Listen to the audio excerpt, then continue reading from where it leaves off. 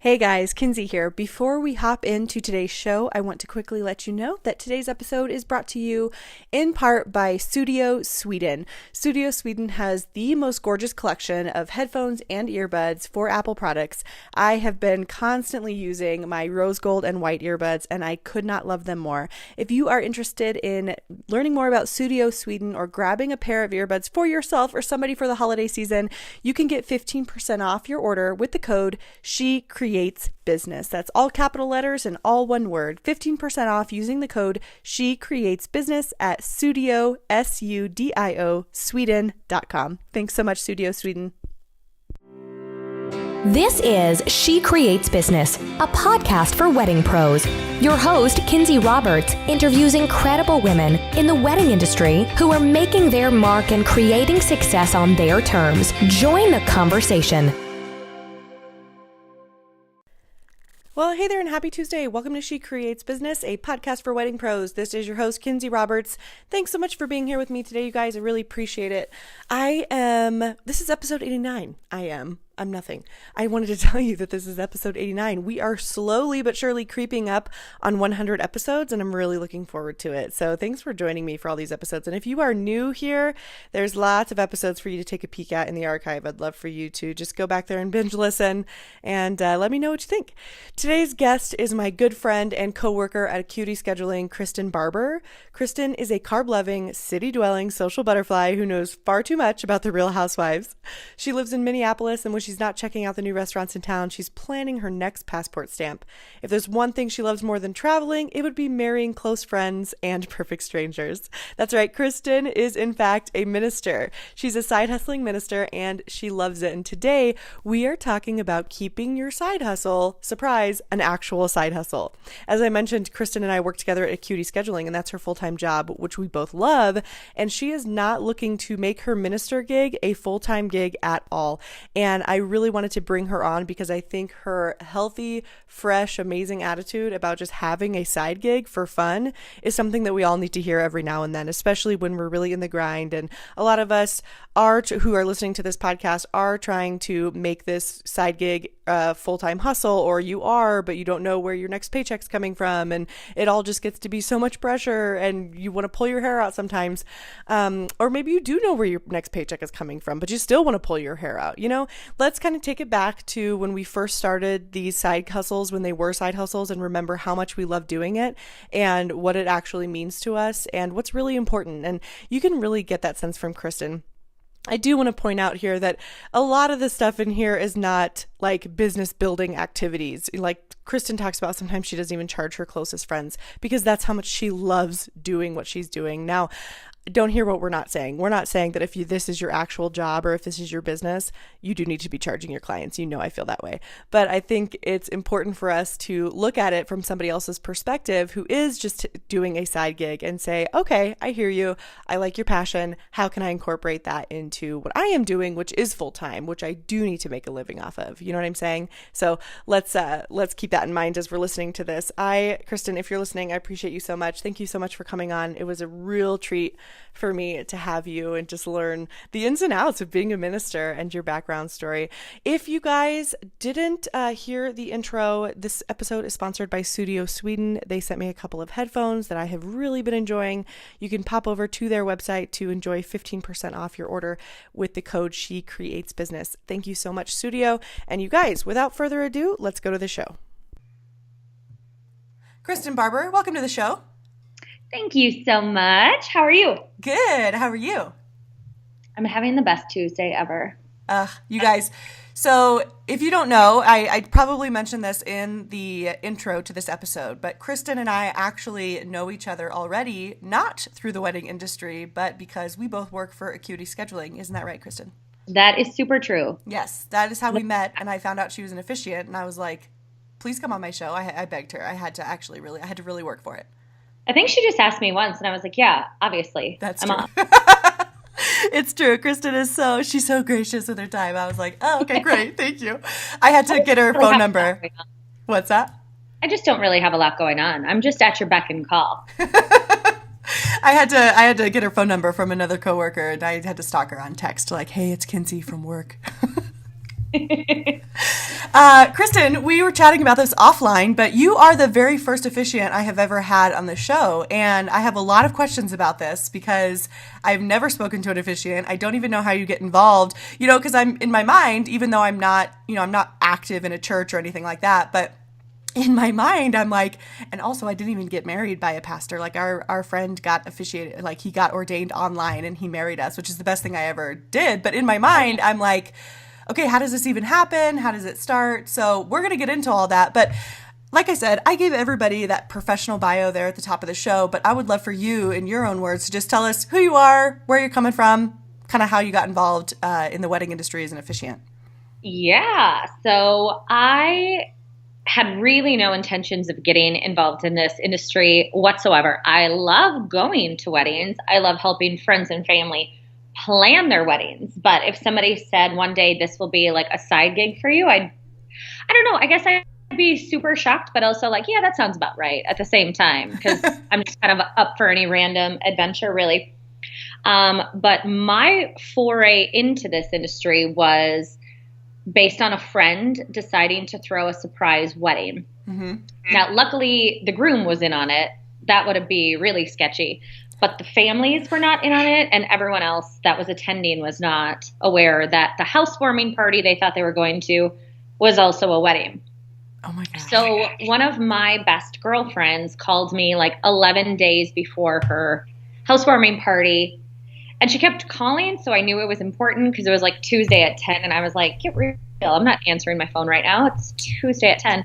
But it seemed weird. She kept calling. So I finally answered, and she was just like, so I think at our housewarming party, we're going to get married. And I was like, okay, that sounds super random and fun. And how can I help? And she's like, I need your help with all of it. So we make a huge list of everything that now in 11 days needs to happen for a wedding. Oh my gosh, 11 days. As a professional, you know that that's just like bananas. And so we just made a list, food, dress, blah, blah, blah. And so when it got to the officiant, she had a friend whose dad is like the Archbishop in Chicago. Okay, that's kind of a big job. So I was like, let's just be realistic here. What are the chances this guy's going to fly home for your backyard wedding? She's like, I don't know. I'm like, you want me just to go online and get ordained just as a backup? And she's like, will you? I'm like, sure, why not? Because again, it's now 10:30 on a Tuesday and I'm all jacked up on planning a wedding. Mm-hmm. So I just go online, Google it, fill out your info, make it happen. And like 4 days later, she calls me back and she's like, so he cannot come. Were you serious about doing my wedding? I'm like, well, yeah, I paid for overnight shipping. So I guess I was serious, but now I need to hang up and Google how to perform a wedding. And that was kind of the beginning of it. And that day was incredibly fun. And it was the most hilarious moment to watch the parents realize what was happening. And it was such an incredible honor to be the person who made two of my best friends legally married to one another and have the seat in the house. And from there, it kind of just organically grew, where I would tell somebody about the story and then another friend would be like, well, do you want to maybe do my wedding too? I'm like, yeah, obviously I do. I paid for overnight shipping, so I need to pay myself back for this. That guarantees I get invited, so obviously I'm coming. And so then it kind of just kept growing, and one of my friends made me a website for a thank you gift for doing her wedding. And it was very, very, very casual to start. And now it's just kind of gaining a little traction. So friends of friends and random shout outs on Facebook. So I've done 7 this summer. I've got my 7th one on Saturday, and it kind of just has taken on a life of its own. And I love it. And how long have you been doing this? When was the friend's surprise wedding? That was 4 years ago. And you're doing 7 weddings, and it's just totally a side gig. I love it. Completely a side gig, completely random. I mean, some of them will be really good friends of mine. Some will be just acquaintances. So people I maybe knew growing up, but I didn't really keep in contact with all that closely. Mm-hmm. And some are legit total strangers, which is really great too, because then they're like pressure's off. You kind of just walk up there and you're like, all right, if I blow it, nobody will know me. So it's I'll fine. never see you again. Luckily, there has been no major conundrums or disasters thus far, knocking on wood. Yes. And so, okay, what I'm hearing a lot is that a lot of it is word of mouth, like friends of friends, like, hey, Kristin did our wedding, or you telling the amazing story, which you are a phenomenal storyteller. So I would 100% ask you to marry me after hearing that story. If I wasn't already married. Love you, Derek. Renew your vows, girl. You just say the word. Let's do it. See, we have a venue. Now there's an officiant. That's all we need. So with these strangers, though, how are they finding you? Are you finding that it's well, and you also said that a friend made you a website, which I absolutely love that. Are people finding you randomly, or how's that working right now? There's been a couple people who I think have just found me via Google super randomly. The majority of people that I don't know, and I think this is just kind of about the world we live in, where they will post on Facebook something along the lines of, we need an officiant who knows somebody. And so it will be a really odd scenario where it'll be like my cousin's neighbor's friend getting married. And so they will see it on Facebook and my cousin will tag me. And that's it. So it's about as organic as it can get. I don't pay for any advertising at this point, just because it's kind of gotten as busy as I'm down for in the summertime right now. Yeah. So if I advertise, then I'm going to end up working 3 weddings a weekend and not really have a life, which summer in Minnesota is kind of what we've got. So I can't really pigeon myself straight into that all summer long. So right now I'm just really fortunate that, it's kind of just all happening via word of mouth, social media. And they will typically contact me via my website, because I'll kind of hand that out as a way to get in touch with me. But otherwise, it's just a lot of Facebook. I love that. And so so you hand over your website, like, hey, contact me here. Kind of walk us through that process then of what does it look like from your perspective of a person who, like, they're the contact all the way through, the wedding day where you're officiating their wedding. What does that really look like from your perspective? How much contact do you have with the couple? What does that look like? Yeah. So kind of depending on the situation, what will happen is they'll reach out. I'll double check and see if I'm free that weekend. And then I'll shoot them back a note and just let them know that I'm available, I'm interested, and then send over kind of my pricing from there, which kind of depending on who they are, I'll sometimes tweak. If it's a friend, I either give like the free discount or discount it severely. Severely. And then just love that. And then keep that date penciled in. And then just wait to hear back from them. And so once they confirm, like, yep, we're going to go with this package, what are our next steps? So from there, kind of depending on how far out we are, I just got contacted earlier this week for a wedding next September. So like, that's pretty early. So I typically wait until we're maybe like 6 to 9 months out from the wedding if they do contact me that far out. But then I'll set up a face-to-face meeting, preferably with both people, so that I can kind of get their backstory, find out how they met, find out how he proposed, just kind of get a feel for who they are as a couple, find out any funny little quirky stories. It's always a really good time for them to kind of enlighten me on their little kind of inside jokes and inside stories. So I really get to know who they are as a couple, and also find out what they're really looking for in their ceremony. Because obviously, if they're not using someone from a church or some organization that they're a part of, they're likely not wanting an overly religious ceremony, but they might want it to be super, super quick. They might want it to be kind of a normal length, but just really personal, or a really nice balance of funny and serious. So I just try and get all of that out of them in that meeting and kind of go through with them. Here's typically what a ceremony might look like. What of that do you definitely want? What of that do you know you don't want? And kind of work from there.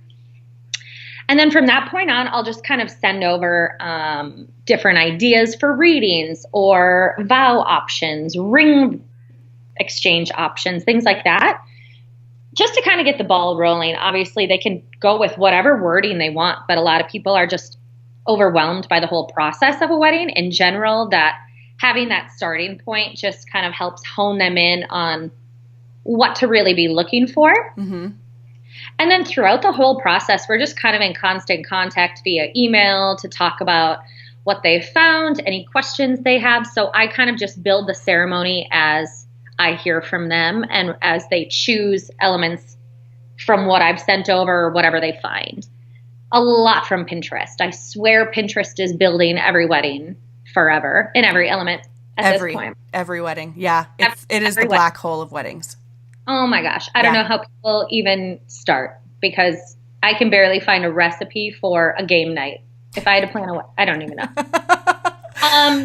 So then usually kind of depending on where they live or what their situation is, I'll meet with them again before the wedding just to kind of go over everything in detail, down to like, how do you want to be introduced? Mr. and Mrs. Roberts, just real down to the specifics. And then depending on whether or not they ponied up for the rehearsal as well, then I will go run the rehearsal, meet the whole family, hang out with them for a little while, and kind of just make sure they're really comfortable with what the next day is going to look like. And then because I'm me and I'm a little bit crazy and I love weddings so much, I show up like ridiculously early to the ceremony and hang out and like go chat with everybody and probably hug grandma again and do the wedding. And then depending on whether or not I know them, I either stay all night and dominate the dance floor, or I kind of just hang out for about an hour, let them get settled in, sign the certificate, and then I make a graceful exit. Ooh, and then you just float off into the night. I just sashay into the night, and then we're probably already Facebook friends at this point, and, then I just follow their little lives from afar.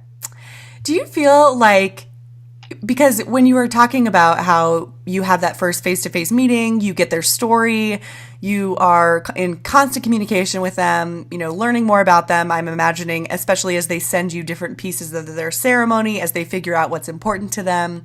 Do you feel like, and I feel this way about you, but correct me if I'm wrong, do you feel like you are just naturally interested in people and their stories? Because I feel that way about you, and I feel like that's probably why you're so great at this. Well, thank you so much for thinking that. I am innately one of the most curious people I know. Mm-hmm. So the second people give me any tidbit of personal information, it just opens up a can of worms for me, where now I want to know everything. So hearing these stories from them about how they met, the level of detail I'm interested in is frightening. I mean, I love every single detail that they're willing to give me about how they met, about how he proposed, that he grabbed the wrong hand, what they were wearing, where they were at. And, obviously girls love to tell their engagement story. Yes. But I've also found that when they're together, guys love to tell the part of the story that she might not be aware of. And almost every time there's a detail in their engagement story that the girl had no idea about. Some little tidbit where he was being extra sneaky, or something he'd set up in advance that has just gotten lost in all the excitement of everything. Mm-hmm. And it's really fun for them to kind of learn things about their special moments right there at that moment. And it's really adorable to kind of watch that come to light. I was just going to say, it's like unfolding before you, Yeah. That's phenomenal. And then I just immediately kind of feel like, oh, so now I'm in this too. So now I'm just right up in here with you guys. Mm-hmm. Usually also will send over questions that I ask both couples to send over separately to me, that I work into the ceremony as kind of a way to add in really personal touches to the ceremony, where it's as if they're writing their own vows, but they don't have to be the one to try and choke it out at the moment.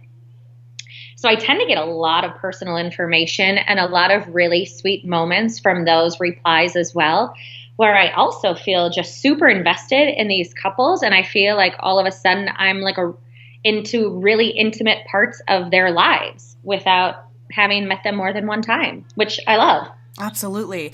And I feel like this trait of your personality, honestly, I think that, you know, when we were talking about kind of how you got into this, and I know that it was like, this is, you know, this archbishop from Chicago. If, you know, I know that that was kind of like a joke and it happened, but you were serious. But I feel like this piece of your personality, you know, it almost, not that it wouldn't be possible, but I feel like it's such an important part of your just basic personality that you are innately interested in people and you are innately curious, because otherwise you wouldn't feel invested. You use that word a couple of times. You wouldn't feel invested in their story, in their marriage, in this ceremony. And I think that's a vital piece for people to feel like, okay, this is happening. We feel comfortable and we feel great with this person who is legally marrying us. Do you agree, or?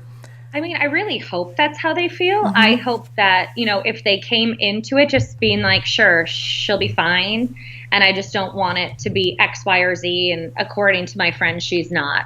I hope that they're pleasantly surprised and feel even more excited about our working together once we kind of get into the process and once it's all said and done.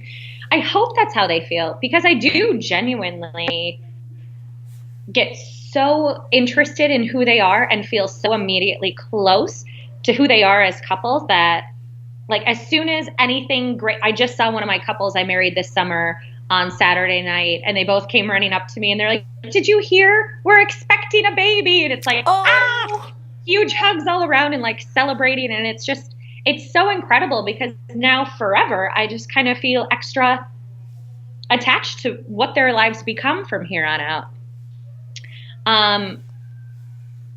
Shoot, I had something else I was going to say, and now I totally forgot what it was. You can cut that out, right? That's okay. No, I'm not going to cut it out. This is real life.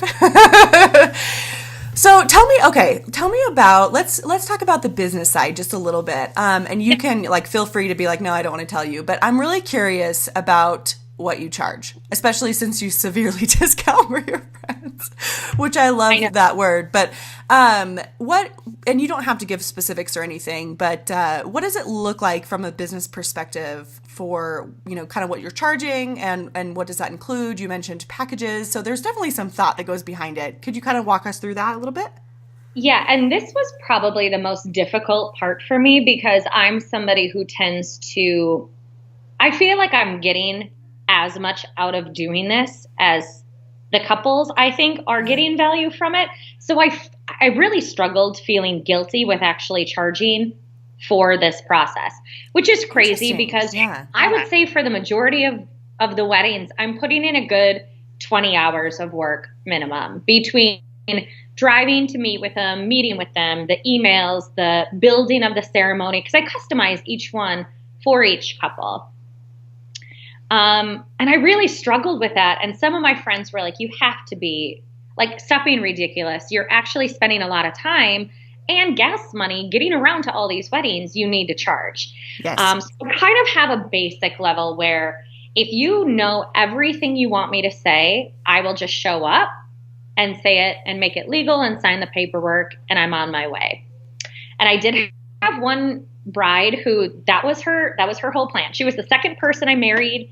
It was my aunt's coworker. We did it at a bowling alley at the Mall of America. It was super cool, but she just really knew what she wanted to have said and how she wanted it to look. So I just showed up and made it official. Then I also have an option where I'll meet with you and help you craft the ceremony and do all of the main work, but you don't need me at the rehearsal. So it's just going to be that one day outside of meeting with you. Mm-hmm. And then kind of like my big package, which whatever, would be all of that. I'll also come to the rehearsal. You can have up to 3 meetings in person, and kind of depending on who they are. If they're friends, I'll meet with them whenever. I'm pretty lenient on that, I guess. So really it comes down to, do you need help with the ceremony at all? And do you want me at the rehearsal? Just because that's going to be extra few hours of my time driving somewhere, being there in person. I can't like do that on a flight or when I'm just kind of sitting in bed, before I go to bed or, before I want to get out of bed. So that's kind of like the tiers that I quote offer. And I really had no idea where to even start with pricing. So I just Googled a ton of officiants in the Twin Cities area to see what they were charging, and then just went way down from that. And I just casually went down from there. And then I just put that in half. Just kidding. But, at that point, I'd only done a couple. So I felt really guilty saying, this is how much I can get away with charging. I've now done 3 weddings. So now I'm a pro and I deserve as much money as everybody else. Now that I'm 18 weddings in, I'm feeling like that could change down the road. But I also still have so much fun doing it that to me, it's not about the money. It's about getting involved in all of that. And so really charging people is just to make sure that my side hustle isn't actually costing me a ton of money every year. Right. It's not like an expensive hobby. Right. Because I already have those as well. I know. Don't we all? I'm set with those.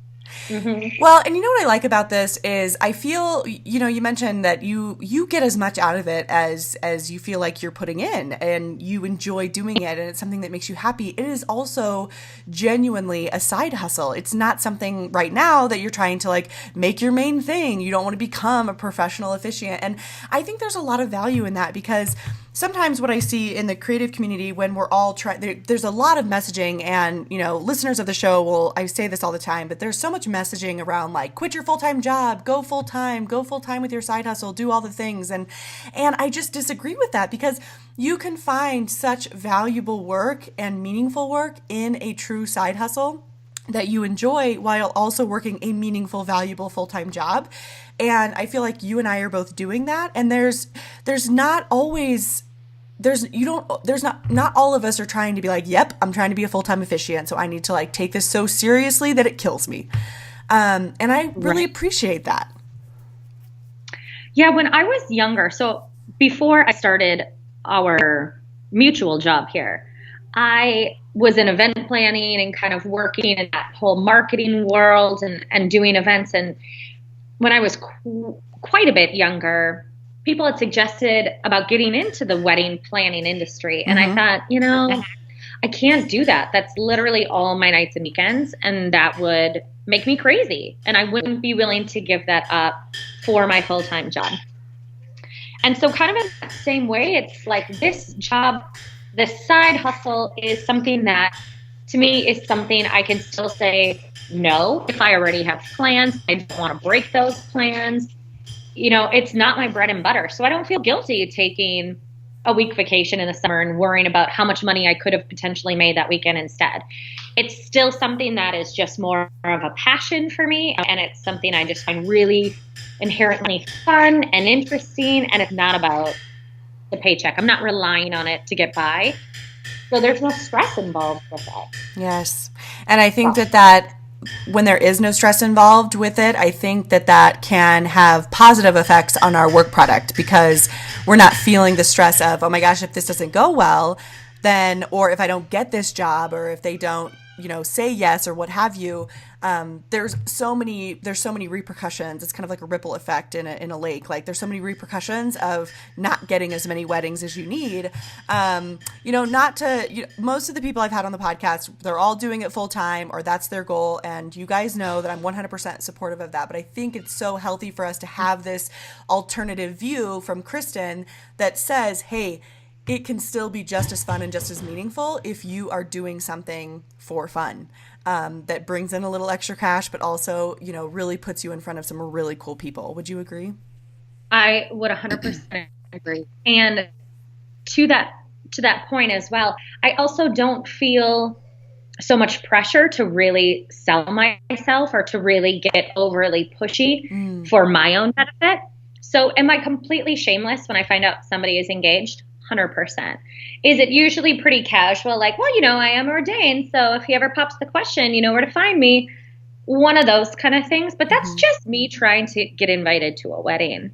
I'm, that's really me trying to make sure I get in on these life events.